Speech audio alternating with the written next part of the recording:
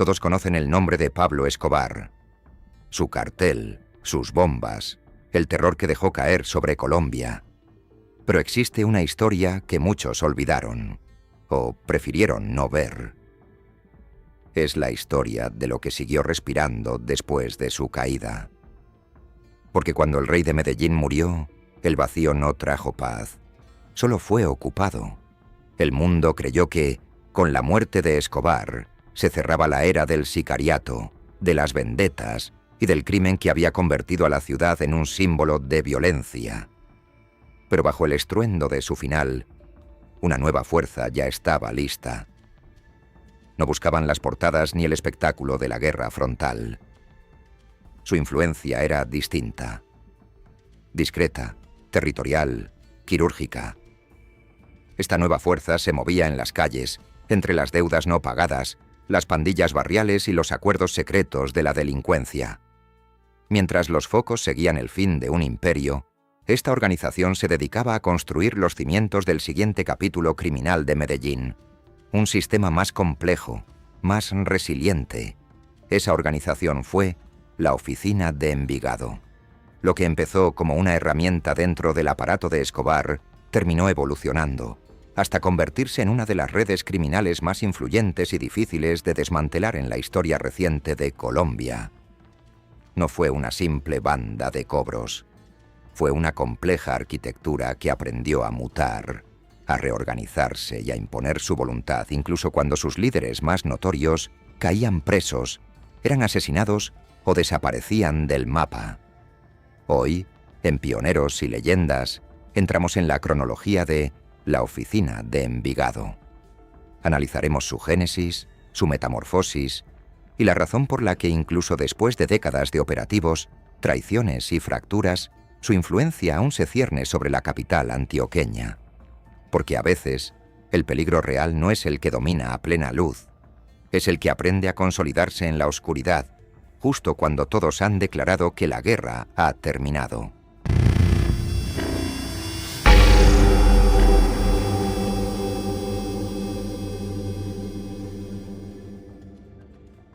La génesis de la Oficina de Envigado se remonta a la Medellín de los años 80, una época en que el narcotráfico dejó de ser un negocio clandestino para convertirse en el motor de la vida urbana, reclutando jóvenes y confrontando al Estado.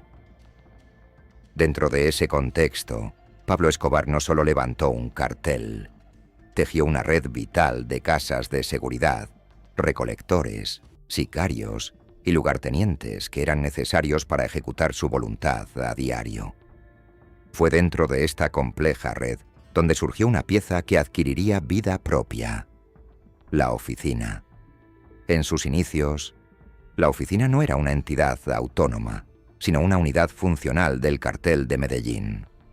Su cometido era puramente práctico: gestionar deudas, coordinar grupos armados, repartir pagos, organizar los cobros difíciles y aplicar represalias contra quienes violaban las reglas del bajo mundo. Su función no era estratégica, sino logística y disciplinaria. Era el lugar donde se resolvían problemas con dinero, amenazas o plomo. Su nombre ganó peso rápidamente. Para algunos, era una central de mando, para otros, una red fluida de contactos y casas. Dentro del crimen, era la marca de autoridad que garantizaba la operatividad del cartel. Si un traficante se atrasaba en un pago, la oficina intervenía.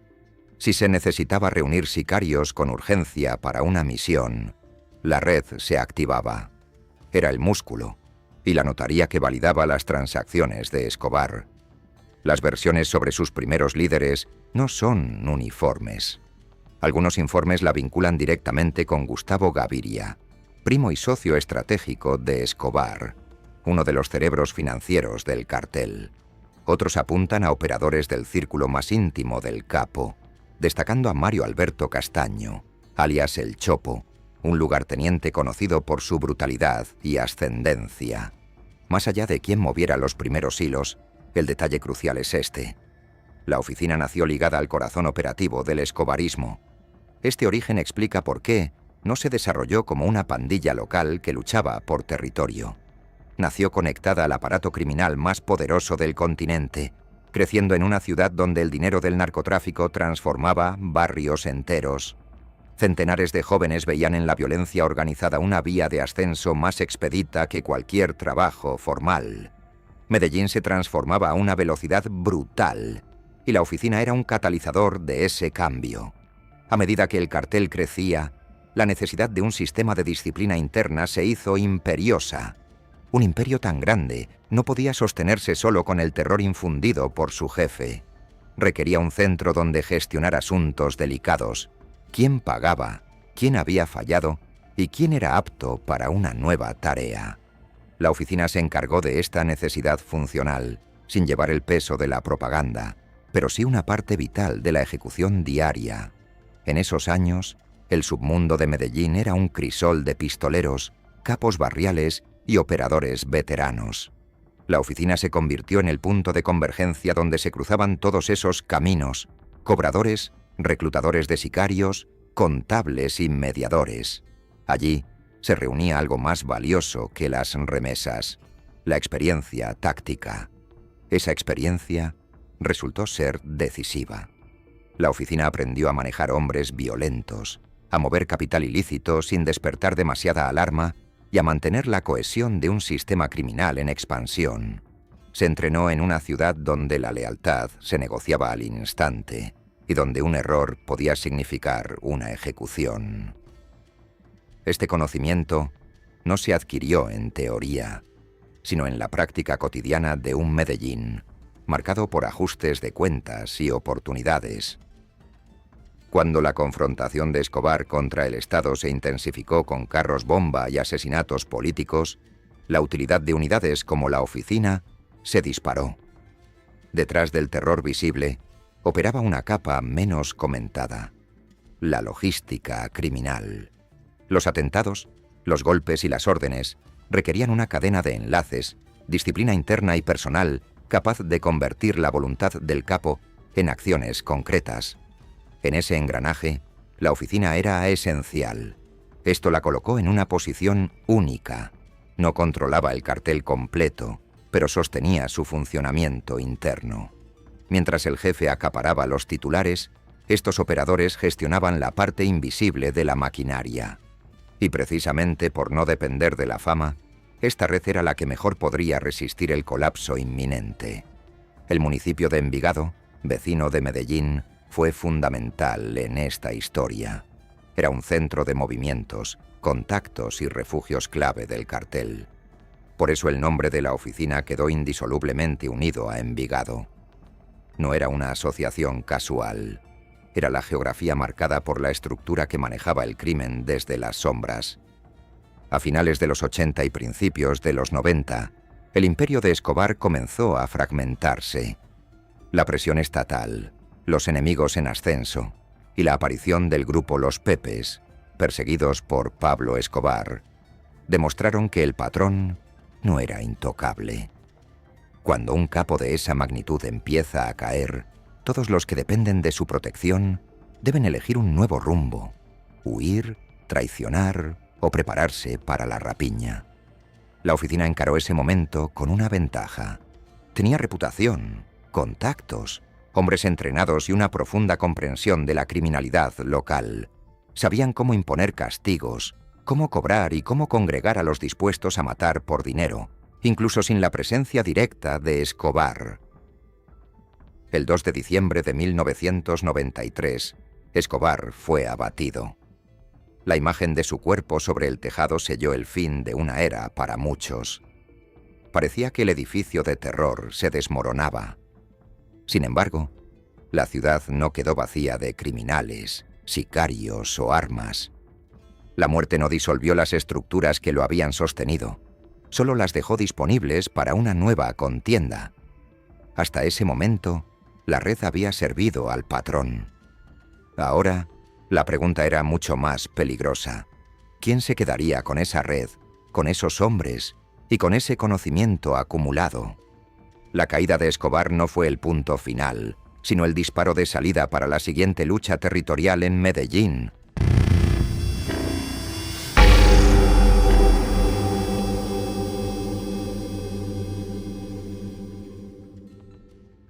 La muerte de Pablo Escobar en 1993 no abrió un camino de paz, sino una violenta puja por el botín que había quedado huérfano. El gran capo había desaparecido, pero su mundo seguía activo. Barrios armados, sicarios veteranos, rutas de negocio y operadores que durante años habían funcionado bajo una jerarquía única. Al romperse esa regla, se inauguró una etapa de caos criminal. En medio de ese vacío, surgió un actor con una visión distinta. Diego Fernando Murillo Bejarano, alias Don Berna. Su trayectoria no lo señalaba como un heredero directo. Provenía de otras esferas, con alianzas que se movían entre el narcotráfico y el paramilitarismo, en choque directo con el cartel de Medellín. Por ello, su enfoque fue pragmático. No buscaba resucitar el viejo cartel, sino capitalizar lo que había sobrevivido y darle una dirección estratégica. Ese matiz lo cambió todo. Don Berna no heredó una organización intacta, sino los fragmentos de una ciudad herida, con bandas acostumbradas a la violencia y un sistema que ya no tenía un líder único. En lugar de replicar el modelo teatral de Escobar, optó por reensamblar las piezas, y entre ellas, la oficina era la más valiosa. Su valor era múltiple, tenía prestigio en el bajo mundo, experiencia probada en ajustes de cuentas y manejo de grupos armados y una memoria operativa del territorio.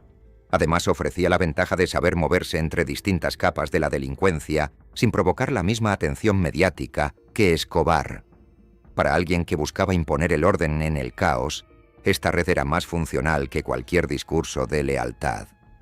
Así comenzó la segunda etapa.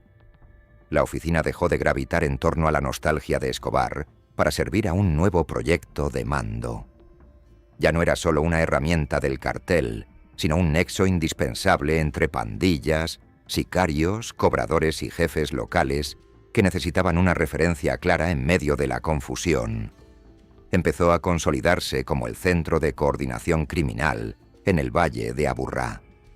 Medellín también se transformaba. La ciudad arrastraba el trauma del escobarismo, pero entraba en una reconfiguración de la violencia. La caída del cartel la redistribuyó. Si antes muchos asuntos dependían de la voluntad de un patrón, ahora el poder estaba fragmentado y, por ende, más disputado. Esto se tradujo en nuevas alianzas, venganzas feroces y la búsqueda de acomodo por parte de los hombres armados bajo nuevos liderazgos. La oficina fue absorbida por esta dinámica de inmediato. Lo que antes disciplinaba el mundo de Escobar se utilizó para recomponer el mapa criminal. La tarea implicó identificar bandas clave, valorar el peso de los jefes barriales y decidir quién se subordinaría, quién sería reclutado y quién debía ser eliminado. El conocimiento acumulado en la era anterior empezó a rendir frutos de una manera nueva. En este proceso, Don Berna tenía una ventaja estratégica sobre otros aspirantes. No estaba atado a la vieja guardia. Entendía que la ciudad no podía ser dominada con el estilo explosivo de antes. La nueva etapa requería enlaces permanentes en los barrios, una disciplina flexible sobre los grupos armados y la capacidad de castigar sin generar crisis de Estado. La oficina encajaba en esa lógica. Gradualmente, superó su papel de mero soporte logístico para convertirse en un instrumento de reorganización. Viejos sicarios, cobradores curtidos y operadores de la ciudad se integraron en un esquema que ya no dependía de una firma legendaria. Su misión pasó a ser la gestión del crimen cotidiano, microtráfico, extorsiones, protección mafiosa y la potestad de decidir quién operaba y en qué territorio. Este cambio fue trascendental porque alteró la naturaleza de la organización. La oficina no se convirtió en otra banda. Funcionó como un regulador del crimen. Su fuerza ya no derivaba de su lealtad al pasado, sino de su utilidad para el presente. Resolver disputas, garantizar cobros, repartir funciones y marcar fronteras internas le dio una centralidad inigualable. A medida que esta red se fortalecía, la aparente calma de la ciudad revelaba un fenómeno más complejo. Medellín transitaba de una violencia visible de gran escala a una reorganización del crimen. Para el ciudadano, esto no significó tranquilidad, sino que la amenaza adoptaba una forma más selectiva, funcional y ligada al control territorial y económico. Don Berna capitalizó esta diferencia. No necesitaba incendiar la ciudad para afianzar su liderazgo. Le bastó con alinear a los hombres correctos, doblegar a los renuentes y transformar la red de Escobar en el soporte de su nueva autoridad. La oficina se convirtió en la pieza central que unía la calle, el sicariato y la disciplina bajo una lógica unificada. Sin embargo, esta consolidación no fue pacífica. Persistían viejos rencores, jefes barriales ambiciosos y grupos que no aceptaban la nueva jerarquía. El nuevo orden exigió el uso de la fuerza y castigos ejemplares para enviar un mensaje claro sobre quién dirigía la delincuencia. La oficina se encargó de ejecutar esa tarea. Su verdadero valor radicaba en lo que simbolizaba: continuidad, capacidad operativa y la posibilidad de tomar el caos post-Escobar y convertirlo en una nueva forma de gobernanza criminal. Cada banda subordinada, cada sicario alineado, era una prueba de que el mando criminal en Medellín no había desaparecido, sino que estaba cambiando de manos. Don Berna reunió las piezas suficientes para situarse por encima de la mayoría de los actores locales. Lo logró, porque comprendió que en una ciudad donde el crimen dependía de la coordinación, la capacidad de enlazar negocios, grupos armados y territorio valía oro. Ahí terminó la primera vida de la oficina. Había nacido como una herramienta, pero se había adaptado. Ahora estaba lista para algo más ambicioso: ser el gran regulador del crimen de Medellín. Pero para ello, todavía faltaba el verdadero salto de calidad, la etapa en la que su influencia se haría sistémica.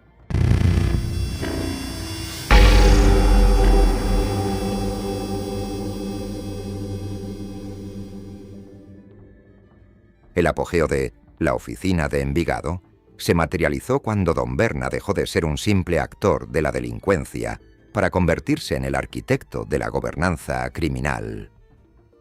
Su ascendencia no fue ruidosa ni espectacular. Se basó en una visión práctica: unificar grupos dispersos y someterlos a una disciplina única para maximizar el lucro ilegal. En ese momento, Medellín seguía inmersa en la violencia, pero el panorama post-Escobar era distinto. El cartel había colapsado, pero persistían las pandillas, los cobros y los hombres armados. Lo que faltaba no era capacidad de fuego, sino una autoridad que la administrara. Don Berna comprendió que no podía replicar el modelo de Escobar. En su lugar, construyó un sistema de mando urbano más efectivo: imponerse barrio por barrio, grupo por grupo y negocio por negocio. Para ello, la oficina era la red idónea, capaz de conectar la calle con el capital criminal. Bajo su liderazgo, la oficina trascendió su herencia escobarista y se transformó en el eje del crimen organizado de Medellín. De ser una unidad de cobros, pasó a ser un órgano regulador. Pacificaba bandas, dirimía conflictos, imponía castigos y mantenía un equilibrio mafioso que permitía la continuidad de los negocios ilegales. Este cambio fue decisivo porque la violencia se volvió administrada. En la era de Escobar era explosiva y pública. Con Don Berna seguía siendo brutal, pero ahora respondía a una lógica de beneficio. No se trataba de matar por impulso, sino de decidir cuándo, dónde y a quién golpear para reforzar la jerarquía. Medellín entró en una fase especialmente sombría. Desde fuera la ciudad podía parecer menos caótica que en los años de Escobar, pero esa calma era un síntoma, no una cura.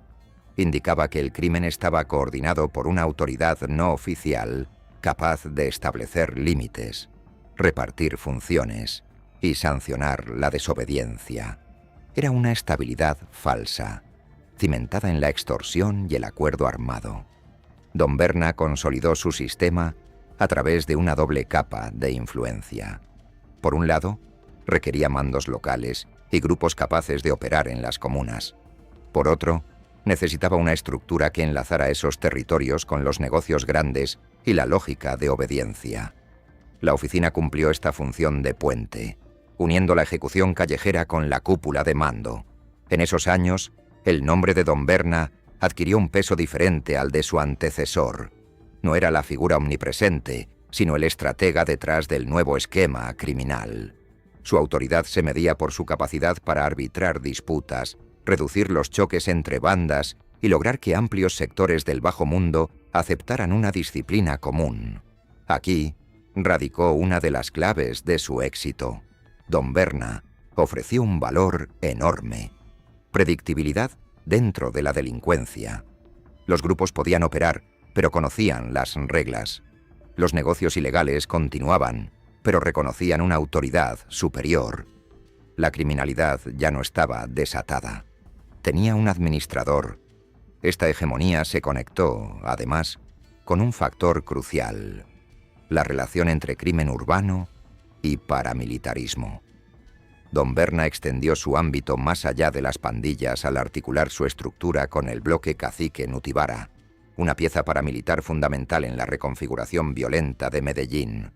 Esto elevó el control del bajo mundo a una ofensiva armada que reordenó comunas enteras bajo nuevas lealtades. Esta alianza transformó la historia de la ciudad. La autoridad criminal de Don Berna ya no se apoyaba solo en la red tradicional de la oficina, sino que se articulaba con una fuerza militar de amplio espectro, capaz de tomar comunas y desplazar rivales. La combinación, experiencia mafiosa y capacidad bélica, era inmensamente poderosa. En este contexto, se dio la Operación Orión en la Comuna 13 en 2002. Presentada como una ofensiva militar contra guerrillas urbanas, la operación dejó una marca indeleble. La subsecuente presencia de actores ligados al entorno de Don Berna solidificó el control de esa zona. Para muchos residentes, Orión no solo fue una acción estatal, sino el inicio de una etapa de desapariciones forzadas y silencios impuestos por el nuevo gobierno criminal. Esto reforzó la idea de una donbernabilidad, un periodo de control donde la tasa de homicidios podía descender, no por la desaparición del crimen, sino porque una sola autoridad era capaz de regular la violencia. Esta aparente mejoría en las estadísticas era, en realidad, una evidencia inquietante. Don Berna había logrado imponer un mando tan sólido que decidía el termómetro de la violencia en Medellín. Ese era su verdadero poder: no solo ejecutar, sino también contener la violencia cuando el negocio demandaba esta habilidad. Bajo esta lógica, la oficina se consolidó como la plataforma central del crimen urbano, articulando extorsiones, microtráfico, pactos entre bandas y la administración de economías ilegales. Quien manejaba esta red gobernaba la forma en que la coerción circulaba por la ciudad. Don Berna había logrado convertir la herencia de Escobar en un sistema más amplio y estable. No se trataba solo de sobrevivir, se trataba de edificar una nueva autoridad criminal capaz de gobernar la ciudad desde el subsuelo. Sin embargo, todo poder tan concentrado engendra su propia vulnerabilidad. Un sistema que depende excesivamente de un solo líder se enfrenta al colapso cuando ese líder desaparece. A pesar de su capacidad para unir pandillas y mantener el equilibrio, Don Berna había centralizado demasiado. Su ausencia no implicaría una transición limpia, sino el estallido de una nueva disputa. Esa disputa se acercaba. Las investigaciones avanzaban y la presión judicial no cesaba. La estructura, por su tamaño, acumulaba enemigos y secretos que la hacían insostenible a largo plazo. La ciudad funcionaba bajo su lógica, pero las condiciones para una nueva ruptura ya estaban madurando. Así terminó la etapa de mayor solidez de Don Berna, con una Medellín más ordenada, pero no más libre, y con la inminente pregunta de qué sucedería el día en que ya no pudiera dar órdenes.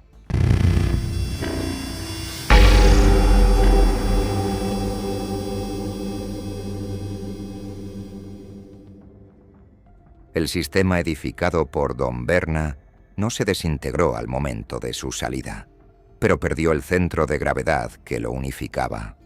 Durante años, bandas, cobradores y operadores habían acatado una jerarquía clara. Cuando esa autoridad se esfumó debido a capturas y, finalmente, a la extradición de Don Berna a Estados Unidos en 2008, la herencia que quedó era demasiado valiosa para que permaneciera vacía. El premio era el control total del Valle de Aburrá, el manejo de pandillas, zonas estratégicas, rentas criminales y un andamiaje que llevaba años funcionando bajo una misma disciplina. Quien se apoderara de la oficina heredaría una porción sustancial del poder urbano. La disputa se encendió de inmediato entre dos figuras clave: Maximiliano Bonilla, alias Valenciano, y Erickson Vargas, alias Sebastián. Ambos surgieron del mismo universo criminal, pero representaban fuerzas contrapuestas. Valenciano tenía un mayor peso en las rutas internacionales de narcotráfico. Sebastián, en cambio, contaba con un apoyo más profundo en el tejido urbano, especialmente entre las pandillas que ya operaban dentro de la oficina. La rivalidad dinamitó el mapa criminal. Lo que había sido una autoridad monolítica se fracturó. Grupos que obedecían la misma línea tuvieron que alinearse. Sicarios, cobradores y capos de barrio se reacomodaron por conveniencia o miedo. El resultado fue un recrudecimiento de la violencia con asesinatos y ajustes de cuentas que resquebrajaron el equilibrio anterior. A diferencia del orden impuesto por Don Berna, esta fase carecía de un árbitro. Cada facción buscaba la primacía. Cada jefe quería demostrar su fuerza. La violencia dejó de ser una herramienta de regulación para convertirse en un instrumento de guerra fratricida. Entre 2008 y 2011, la guerra entre Valenciano y Sebastián desangró la ciudad. Aunque el ciudadano común desconociera los detalles, el crimen organizado había perdido su regulación. Los homicidios se dispararon, las tensiones entre bandas escalaron y los barrios quedaron atrapados entre lealtades forzadas. El control que Don Berna había administrado se rompió desde dentro. Valenciano tenía la ventaja de acceder a recursos del narcotráfico a gran escala. Sebastián poseía una base más firme en la criminalidad local de Medellín. La pugna, en el fondo, fue un choque entre dos modelos de poder, uno apoyado en negocios externos y otro basado en la estructura territorial interna. Esto complejizó el conflicto. No bastaba con eliminar al rival. Era necesario desmantelar sus alianzas, debilitar su economía y convencer a otras bandas de cambiar de bando. Cada captura o traición reconfiguraba el tablero. La oficina existía, pero no como una máquina compacta. Era ahora el trofeo de guerra. Finalmente, Sebastián se impuso con la captura de Valenciano en Venezuela en 2011. Por un breve momento, pareció que la oficina volvería a tener una cabeza fuerte. Pero Sebastián no heredó la misma tranquilidad que tuvo Don Berna. Recibió una estructura herida, con lealtades rotas y rivales latentes. Además, un nuevo actor de gran escala había entrado en el escenario: los urabeños, más tarde conocidos como el Clan del Golfo. Este factor hizo la situación aún más volátil. Mientras la oficina lidiaba con su recomposición interna, una fuerza externa disputaba alianzas y rutas, conectando a Medellín con una competencia criminal de alcance nacional. Sebastián tampoco disfrutó mucho de su victoria. En agosto de 2012 fue capturado. Su caída reiteró el patrón. El arresto de un jefe no cerraba la historia, sino que abría un nuevo vacío, atrayendo ambiciones. Surgieron nuevos liderazgos como el de Carlos Pesebre, cuyo periodo fue breve. Las capturas no cesaron y emergió Juan Carlos Mesa Vallejo, alias Tom. A diferencia de sus predecesores, Tom no heredó una organización obediente. Llegó a una estructura fragmentada, desconfiada y acostumbrada a medir fuerzas. Esto transformó la naturaleza del mando. Tom no podía gobernar con la centralización de Don Berna, pues la época de la autoridad absoluta había terminado. Su desafío era negociar, contener y mantener la cohesión de una federación de grupos con intereses propios. La oficina comenzó a operar más como una red de bloques conectados por pragmatismo que como un único centro de poder. En esta fase también ganó influencia una figura desde prisión, alias Douglas. Su peso, aun estando recluido, demostró la complejidad de la estructura. La oficina ya no dependía de la presencia física de un capo libre. Las órdenes y las alianzas se movían por múltiples capas. La clave de esta cuarta etapa fue la flexibilidad. La oficina no era la estructura unificada de Don Berna, ni el campo de batalla de la guerra entre facciones. Era un sistema de bloques que coexistían bajo tensión. La autoridad ya no descendía limpia. Se negociaba, se disputaba y se ejercía en fragmentos. Esto hizo que el crimen fuera más adaptable, pero más difícil de estabilizar. Las treguas se volvieron tan importantes como las guerras.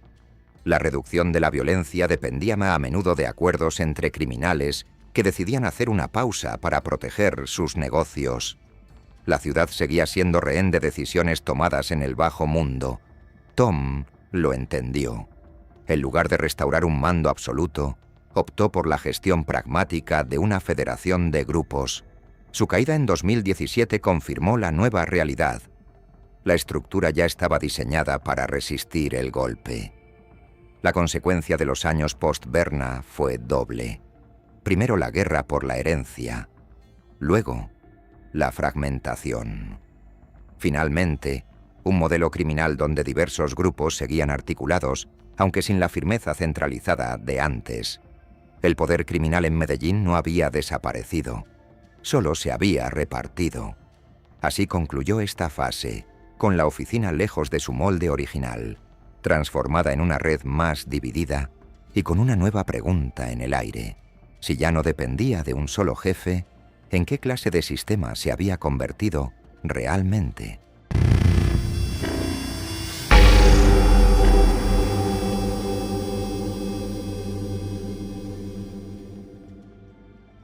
Cuando la mayoría de sus líderes más visibles cayeron o fueron capturados, la oficina de Envigado ya era una entidad irreconocible.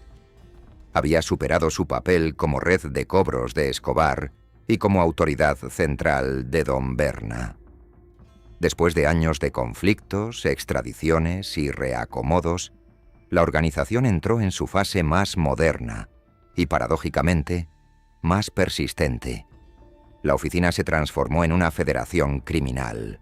Este fue el cambio definitivo. En lugar de responder a una única cúspide, operaba a través de bloques y grupos conectados por conveniencia, intereses compartidos y la necesidad de coordinación operativa. En Medellín y el Valle de Aburrá, las oficinas medianas, los combos y las estructuras barriales controlaban territorios específicos. La oficina de Envigado funcionó como un paraguas estratégico. Aquí radica la clave de su resiliencia. Durante años, las autoridades identificaron las ODIN, organizaciones delincuenciales integradas al narcotráfico, que controlaban extorsiones, microtráfico y cobros locales. La oficina se articuló con muchas de estas estructuras. No siempre las absorbía por completo, pero actuaba como el gran mediador que permitía repartir tareas, mantener pactos y resolver conflictos mayores.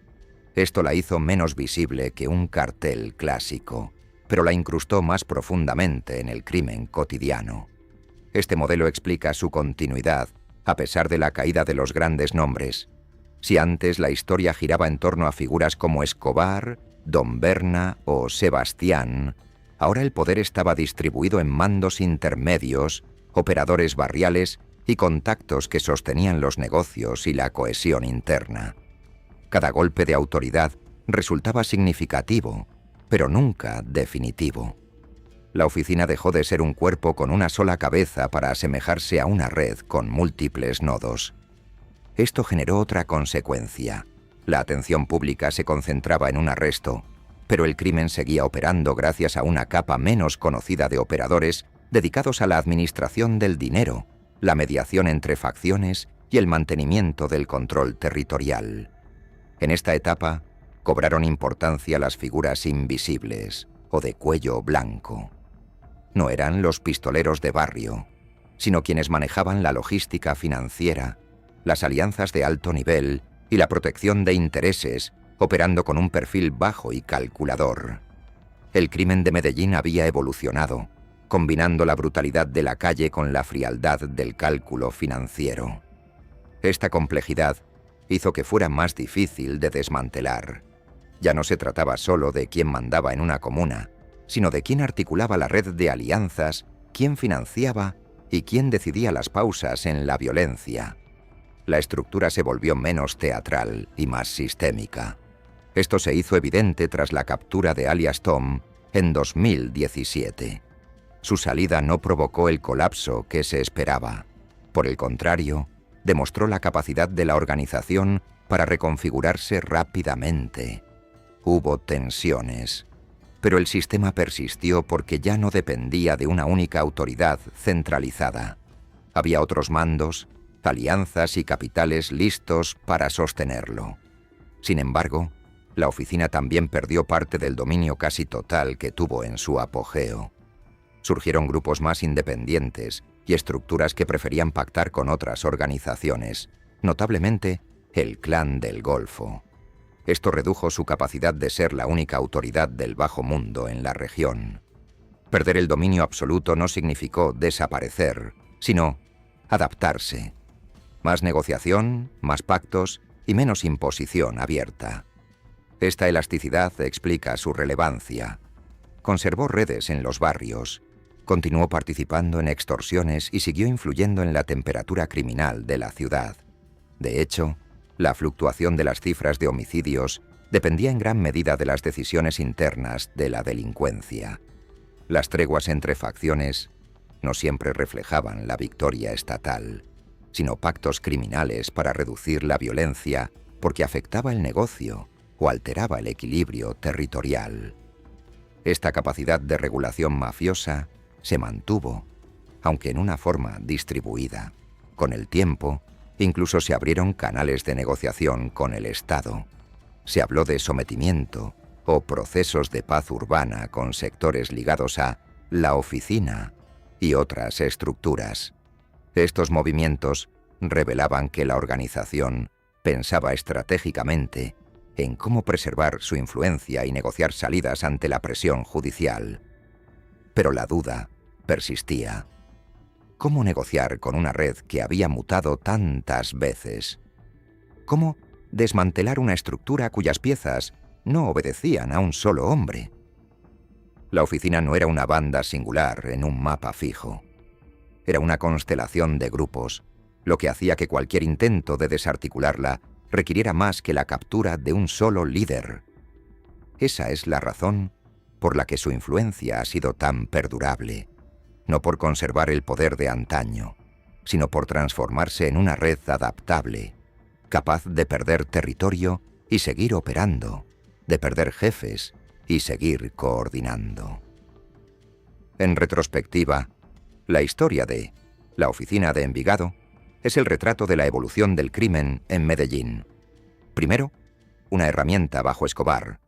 Luego, el eje del orden mafioso de Don Berna. Más tarde, el botín de una guerra de herederos. Finalmente, una federación criminal que sigue siendo funcional mucho después de que sus figuras más notorias cayeran. Esta trayectoria demuestra que la ciudad no solo tuvo que sobrevivir a los grandes nombres, también tuvo que sobrevivir al sistema que quedó tras ellos. Un sistema menos visible que el viejo cartel, menos ruidoso que las bombas, pero igualmente capaz de cobrar, ordenar y seguir sembrando la coerción en los barrios donde el Estado siempre fue una presencia intermitente.